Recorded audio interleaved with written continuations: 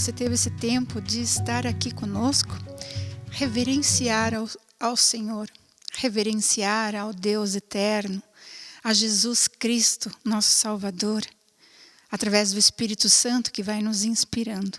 Que bom! Queria te fazer uma pergunta. Como é que anda os teus relacionamentos? Como é que está os teus sentimentos, as tuas emoções?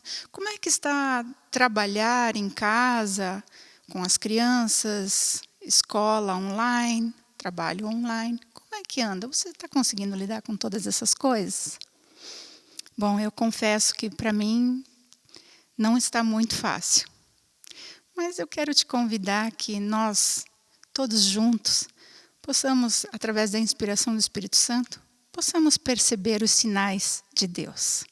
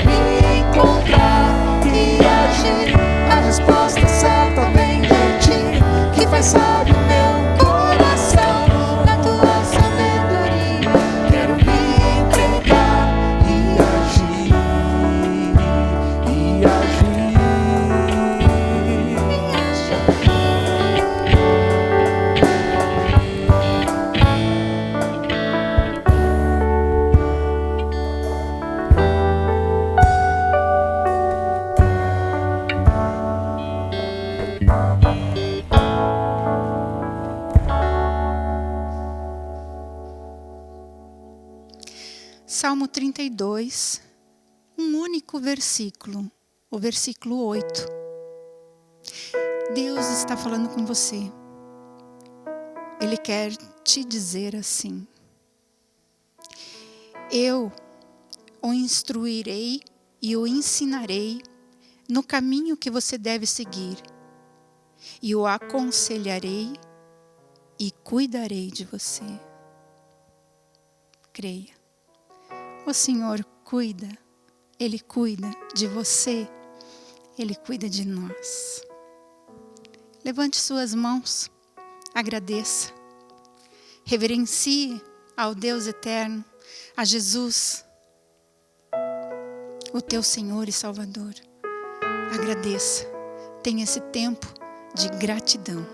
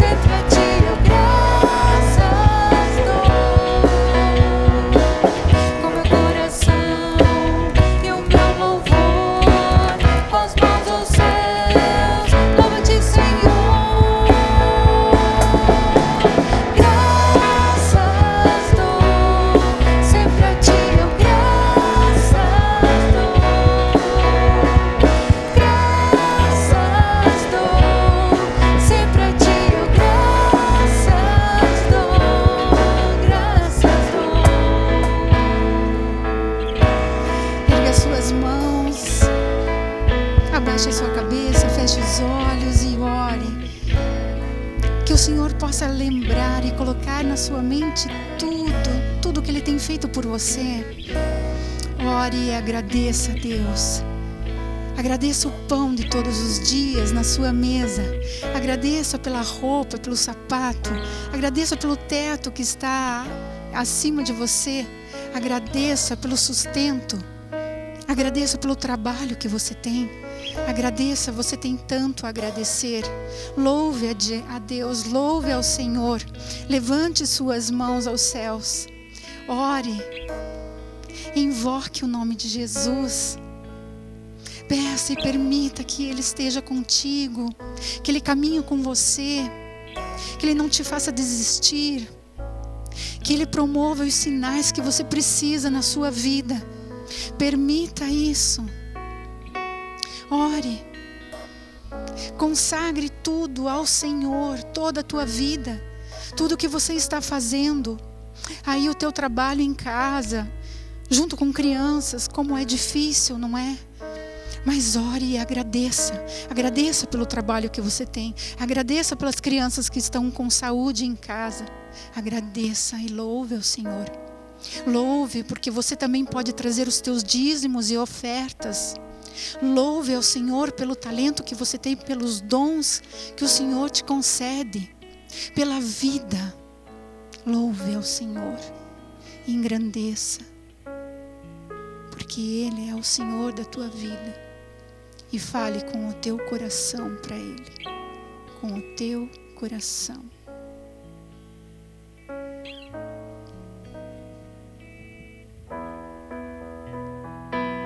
Com meu coração e o meu louvor, com as mãos aos céus, louvo-te, Senhor.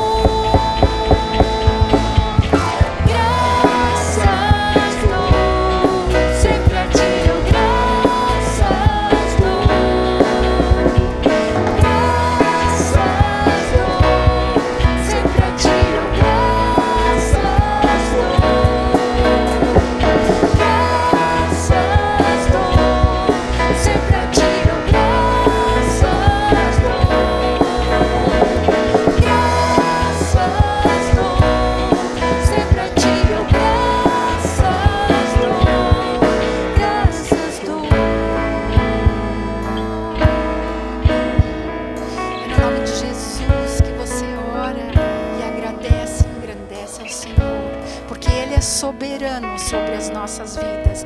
Ele é o Senhor e Ele é um Deus tremendo. É um Deus que te abraça. É um Deus que quer você perto dEle.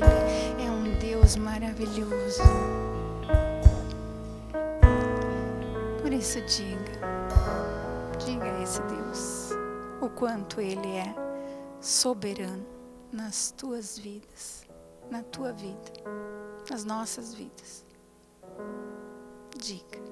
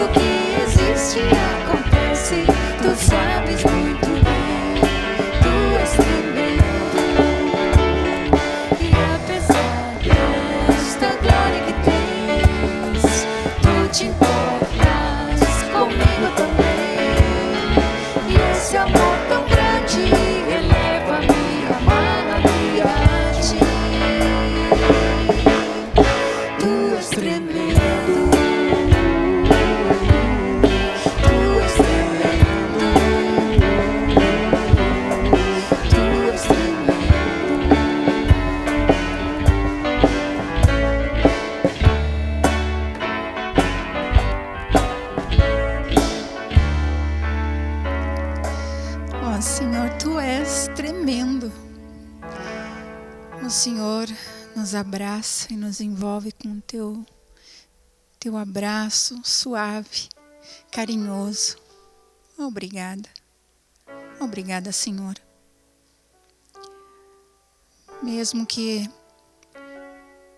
a gente se lance em direção à Tua palavra e tenhamos intimidade contigo, Senhor, há momentos que precisamos de algum sinal Teu, alguma coisa que nos indique a direção. Toma nas Tuas mãos, Senhor, as nossas vidas. Nos conduz, Senhor. Nos conduz através da palavra.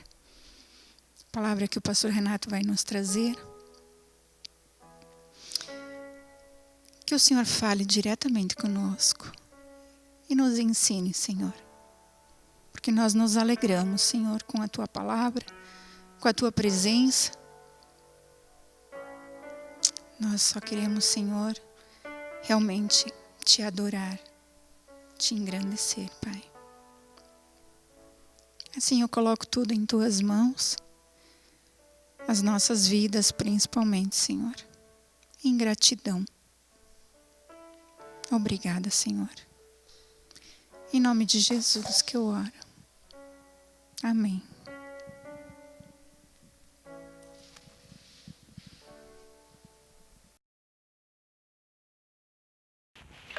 Existem situações na nossa vida que pedem uma intervenção extraordinária de Deus.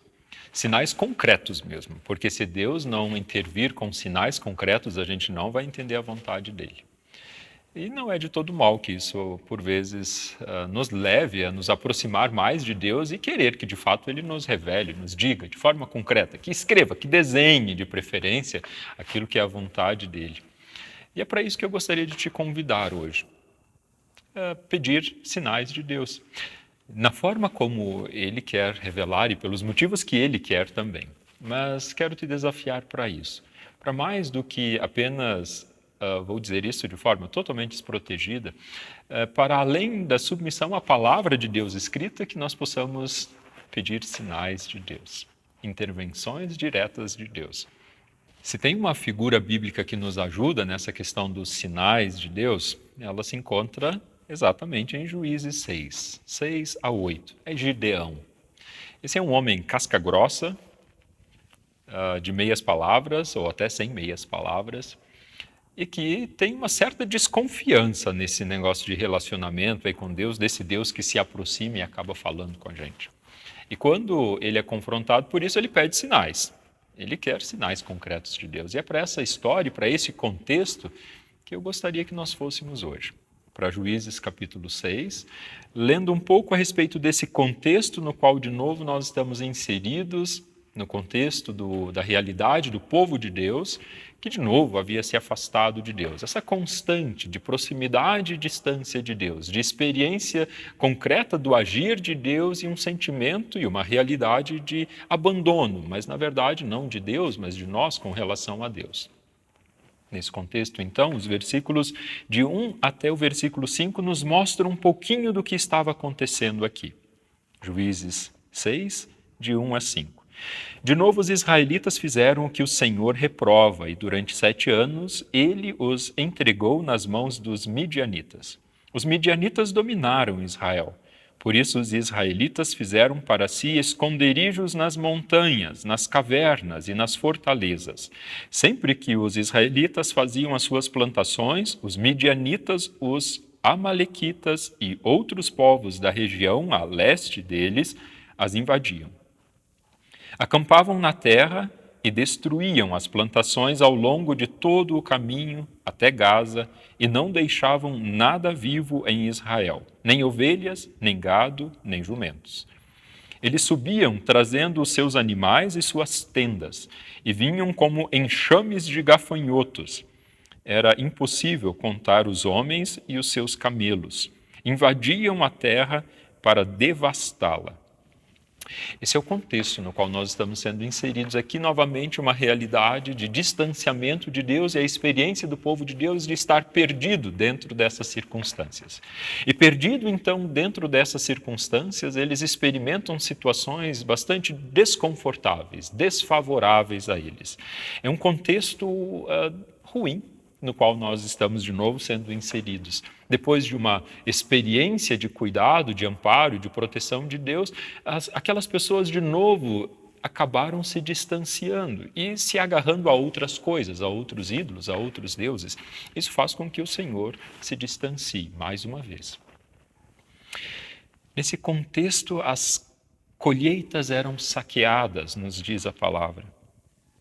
Pessoas más, outras tribos, pessoas de má índole ou pessoas que simplesmente estavam ali querendo conquistar aqueles territórios, adentravam o território que havia sido conquistado pelo povo de Israel.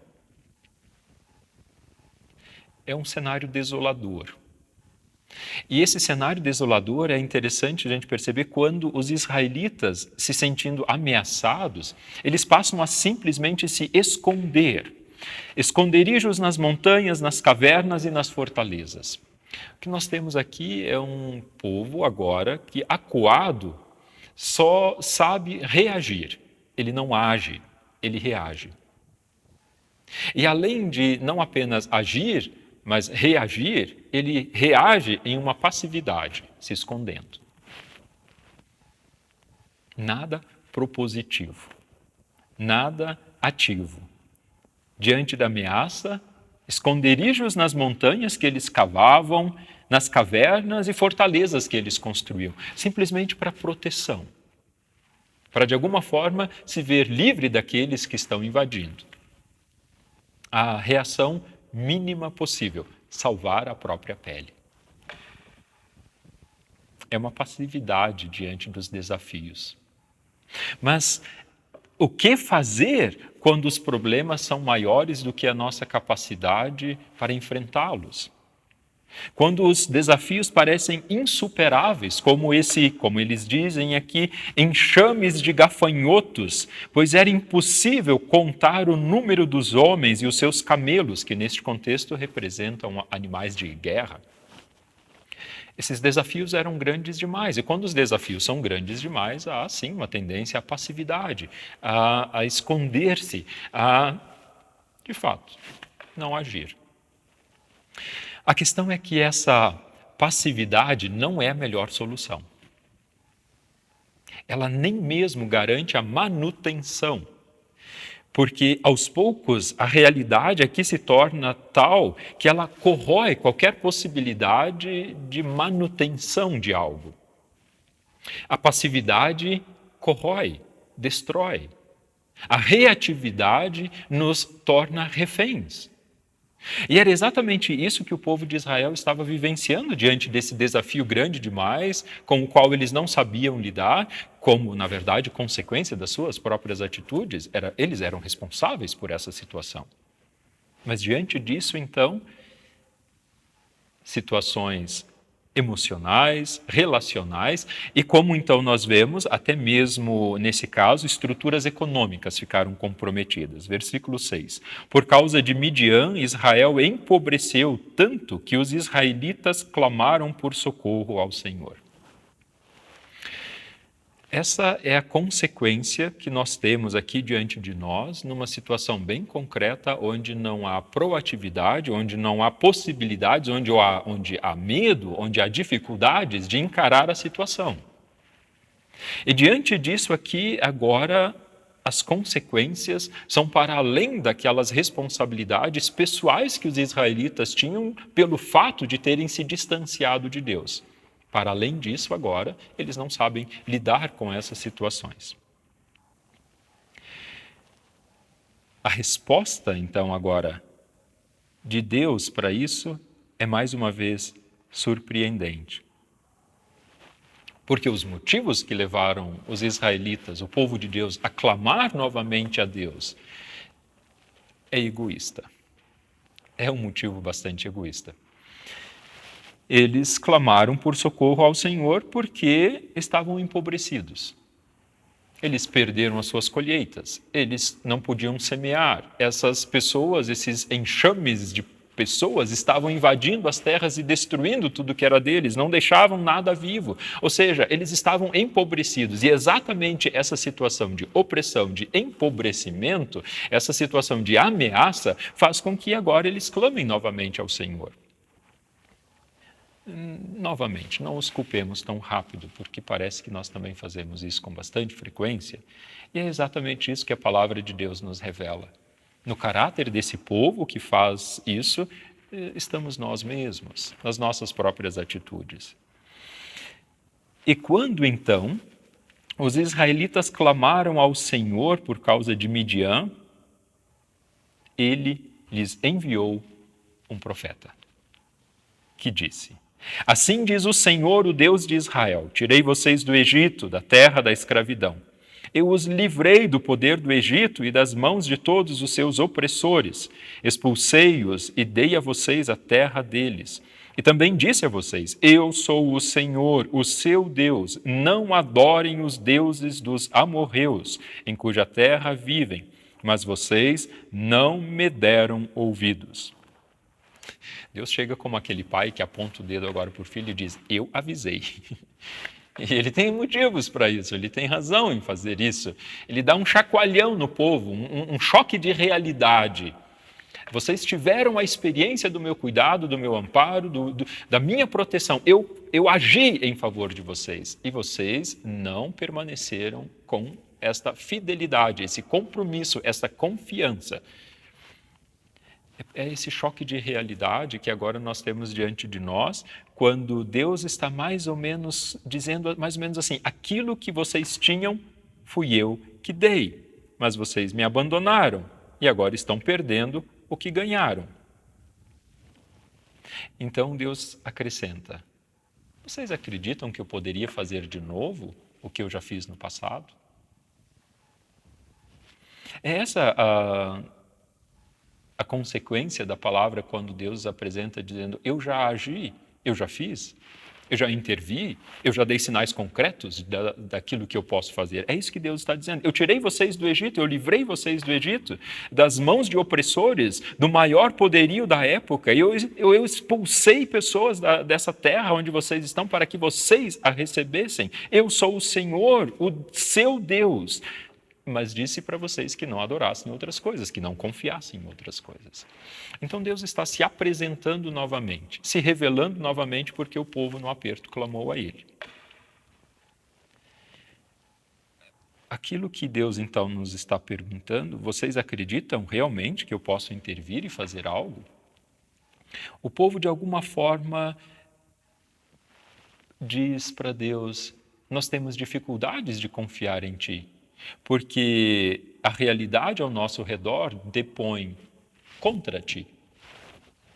Porque essas pessoas que estão ali agora invadindo as terras, derrubando, queimando, roubando, destruindo a realidade, o conforto, nos ameaçando, estão dentro dessa terra então que o Senhor nos deu. Esse passado que o Senhor diz que agiu o Senhor como Deus agindo no passado, e agora a nossa realidade concreta, na verdade, depõe contra essa sua palavra. Parece uma conversa meio desencontrada entre Deus e seu povo. Sabe onde nós encontramos a formulação mais exata a respeito de como o povo estava se sentindo? É na boca de um casca-grossa. Sem meias palavras, ele vai dizer alguns desaforos praticamente para Deus.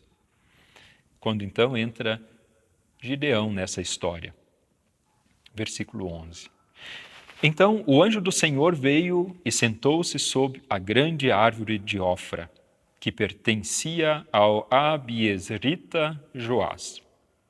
Gideão, filho de Joás, estava malhando o trigo num tanque de prensar uvas, para escondê-lo dos midianitas. Então o anjo do Senhor apareceu a Gideão e lhe disse: o Senhor está com você, poderoso guerreiro.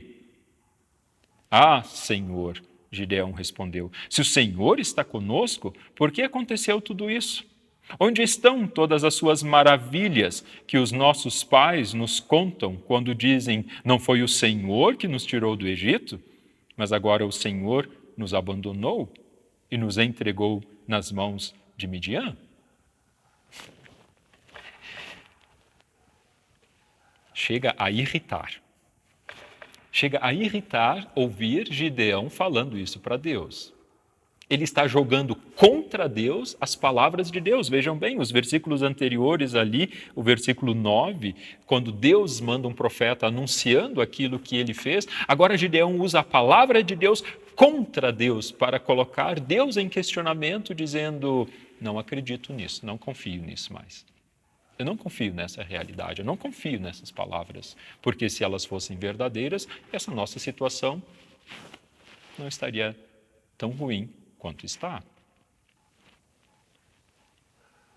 Nós sabemos que a responsabilidade por aquela situação era do próprio povo. Eles haviam abandonado a Deus, faltava a confiança necessária para experimentar a presença de Deus, e Gideão inverte a situação contra Deus. Que absurdo que ele faz com Deus. Nós nunca faríamos algo assim com Deus, certo? Nós nunca acusaríamos Deus de algo que é consequência dos nossos próprios atos e escolhas, certo?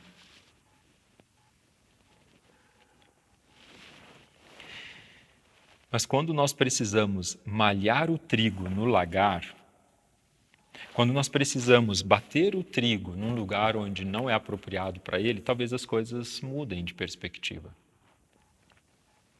As coisas então ficam meio confusas. Gideão é um homem que age de fato de forma ativa, proativa, intencional dentro dessa realidade. E vejam bem, como se malha o trigo? O trigo se malha em um lugar aberto. se bate com uma longa vara sobre ele, ou se batia naquele tempo, com uma longa vara sobre esses feixes enormes de trigo e se lançava para o ar com essa mesma vara a palha, para deixar os grãos no chão e a palha então ia com o vento, se tirava então daquela realidade, tirava do contexto do campo. Agora, as uvas se prensa em lugar fechado, em lugar protegido, dentro de um tonel, e se pisa as uvas. Olha a realidade na qual Gideão está envolvido. Ele está malhando trigo onde se pisa uvas. A realidade é totalmente inapropriada, o contexto dele é totalmente desfavorável a ele. Mas ele está lá, ele é casca grossa. Ele está lá, insistentemente, malhando trigo no lagar. Atitude incômoda, penosa, irritante. Mas é assim que é Gideão. Se precisa ser feito, será feito. E é exatamente isso que o Senhor quer usar. Alguém que, afinal de contas, está disposto a sair da passividade e agir, mesmo que seja assim tão casca grossa. Então, será através dele. Será através da vida de Gideão. O Senhor se voltou para ele, versículo 14, e disse: com a força que você tem, vá libertar Israel das mãos de Midian. Não sou eu quem o está enviando, com a força que você tem. Você que malha trigo no lagar, tem impetuosidade, força, vigor, então será contigo. Então é hora de colocar à disposição de Deus essa força, essa impetuosidade, esse querer, essa vontade, essa proatividade, certo? Agora é isso que Gideão vai fazer, porque Deus o chamou. Ah, Senhor, respondeu Gideão, como posso libertar Israel? Meu clã é o menos importante de Manassés. E eu sou o menor da minha família. Parece bastante recorrente e comum que pessoas sejam chamadas por Deus e digam, não posso, não consigo, não quero, não dá, agora não. Moisés disse que ele era gago. Jeremias disse que ele era novo demais. Gideão diz, eu sou insignificante. A vocação de Gideão revela para nós, então, mais uma vez, Deus indo ao encontro e esse homem, de alguma forma, dizendo que não vai dar certo. Gideão simplesmente não acredita em Deus, e nós sabemos que é esse o problema. Ele não confia em Deus. E ele, então, encontra uma desculpa bastante razoável. Ele é de uma família pequena, de um clã pequeno, sem poderio militar, nesse caso. Tá certo? É isso mesmo. Ele tem boas razões. Mas a palavra de Deus já nos revelou que o problema não era esse. O problema era a confiança mesmo. Aquilo que Gideão estava experimentando de opressão, até mesmo de dificuldades financeiras e precisando penar para ter um pouco de comida, o faz desconfiar de Deus.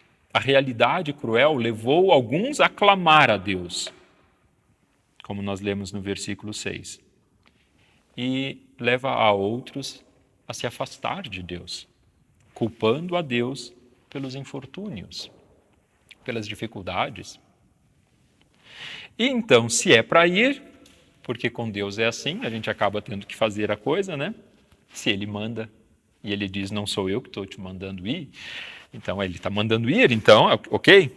Então Gideão começa a colocar Deus à prova. Deus diz, eu estarei com você, respondeu o Senhor, e você derrotará todos os midianitas como se fossem um só homem. E Gideão prosseguiu, se de fato posso contar com o teu favor, vejam bem a desconfiança, dá-me um sinal de que és tu que estás falando comigo. peço-te que não vás embora até que eu volte e traga minha oferta e coloque diante de ti. Gideão está colocando Deus à prova. De forma totalmente desprotegida, aquele anjo, aquela presença de Deus, que é isso que representa esse anjo, está sendo posta à prova. Se és tu, veja bem a desconfiança, se és tu, se é de fato tu que estás dizendo que vai fazer algo em meu favor, então, essa é a relação que Gideão coloca diante de Deus e pede sinais, pede que Deus mostre que é Ele mesmo então que vai agir. Deus, dá sinais que és tu quem tem as coisas sob controle, intervém, mostra-te. É isso que Gideão está clamando e fazendo. E ele depois, então, reconhece que, de fato, é o próprio Deus, tem uma experiência, então, de colocar uma oferta a Deus e realmente ele consegue perceber de forma concreta que é Deus agindo. No versículo 22, isso fica claro, então, que Gideão teve esse sinal concreto de Deus. Depois ele concretiza uma ação, mais uma vez, ousada em nome de Deus, ele derruba o altar da família, mostra que aquele Deus que os escraviza, que faz com que Deus, o Senhor vivo e verdadeiro, se afaste do povo de Israel. Então, Gideão começa a perceber que a nível interno, familiar, pequeno, agora ele pode começar a confiar em Deus. Em pequenas coisas, em pequenas situações, ele está começando a ganhar confiança. Mas, diante de uma outra situação logo mais, de novo, ele vai começar a pedir sinais. Diante de um novo desafio, agora, um desafio maior, Gideão olha novamente para Deus e diz: eu quero sinais concretos de que o Senhor fará. Do versículo 36 e seguintes, é isso que nós temos.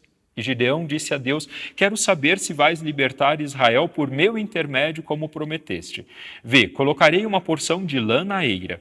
Se o orvalho molhar apenas a lã e todo o chão estiver seco, saberei que tu libertarás Israel por meu intermédio, como prometeste. E assim aconteceu.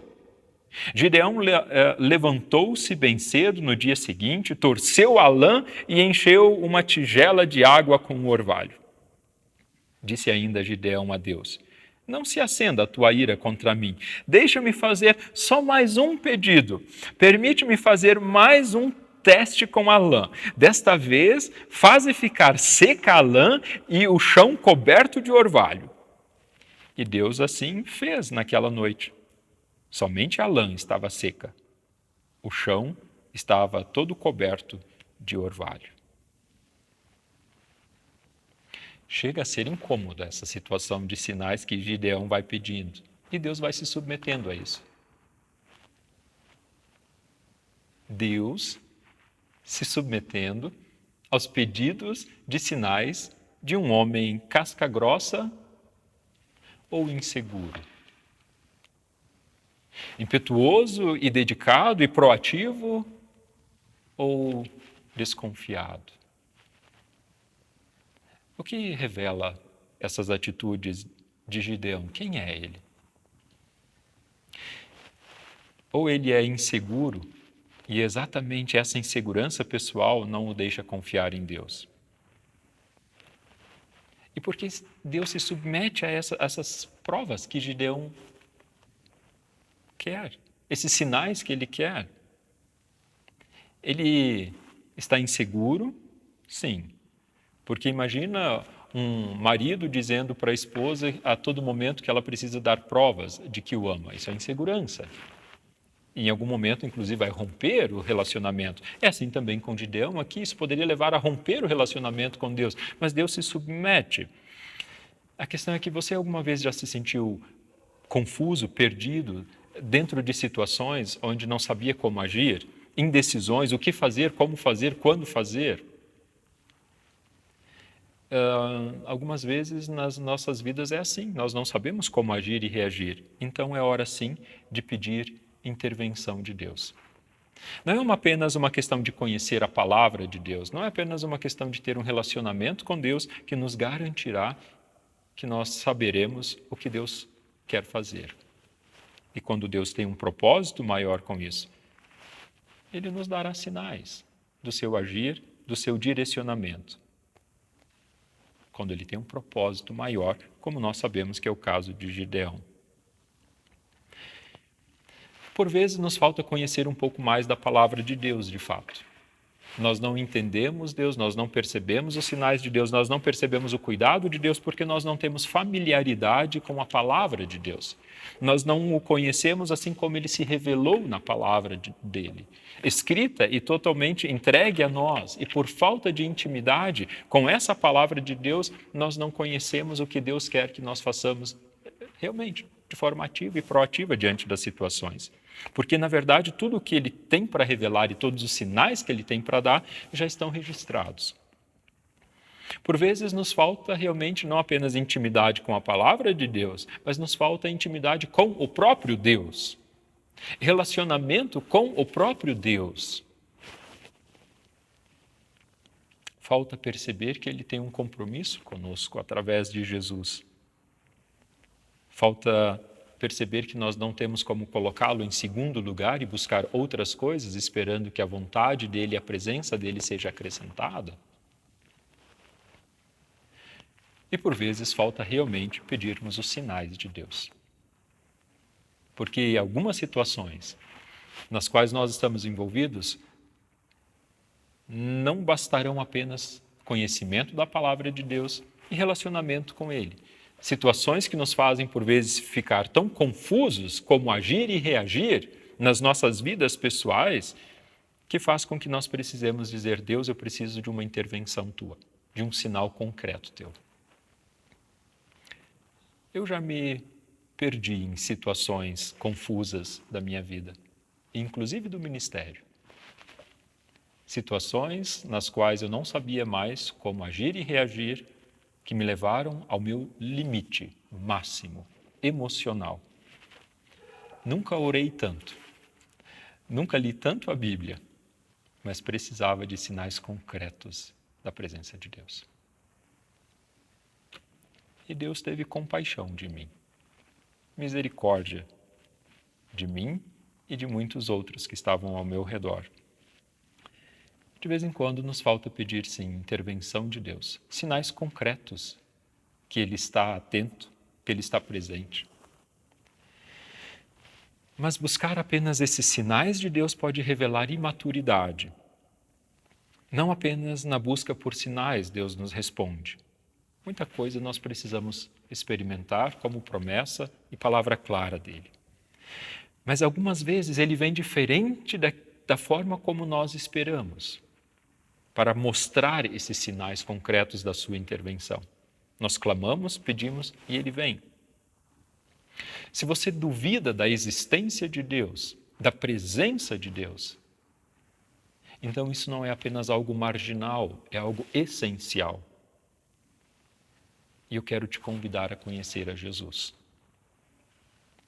Porque Jesus é para você, que questiona a realidade de Deus, o sinal mais concreto de quem Deus é.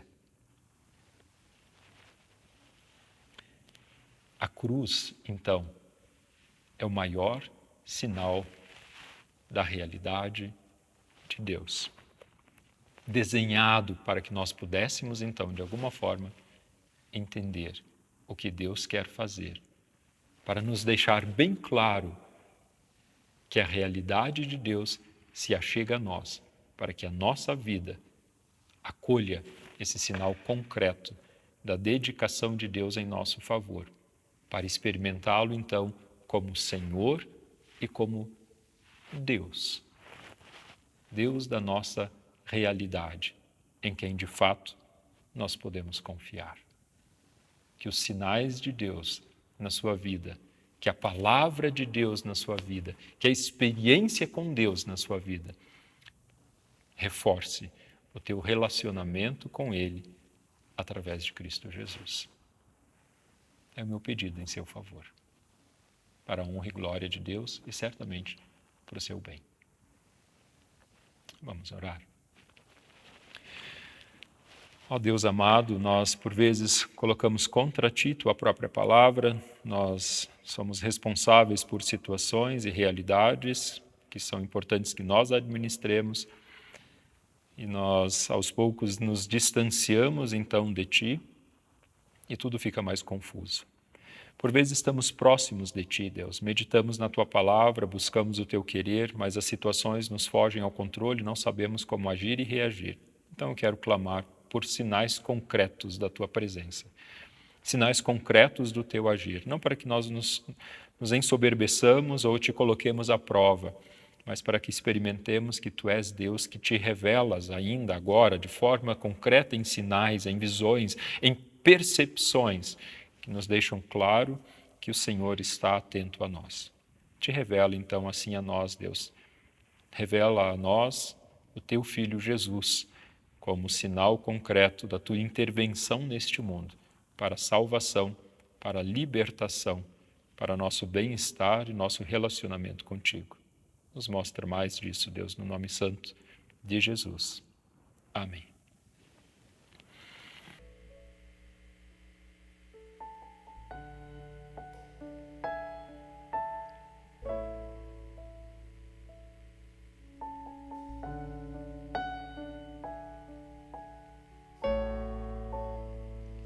Este é o meu respirar.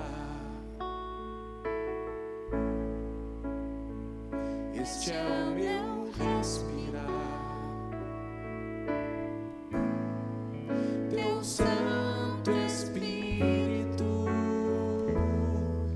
vivendo em mim.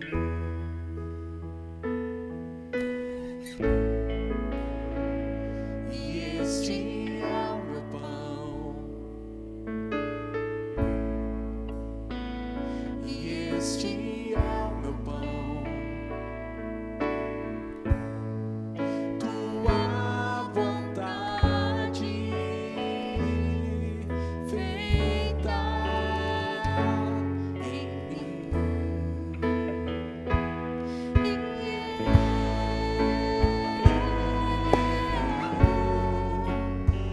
Eu nada sou sem ti.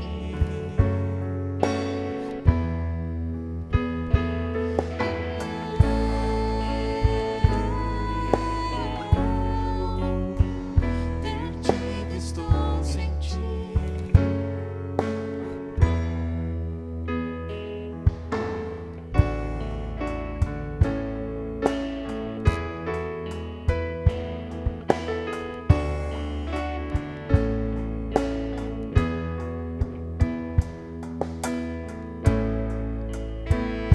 Este é o meu respirar. Este é o meu respirar. Teu Santo Espírito vivendo em mim.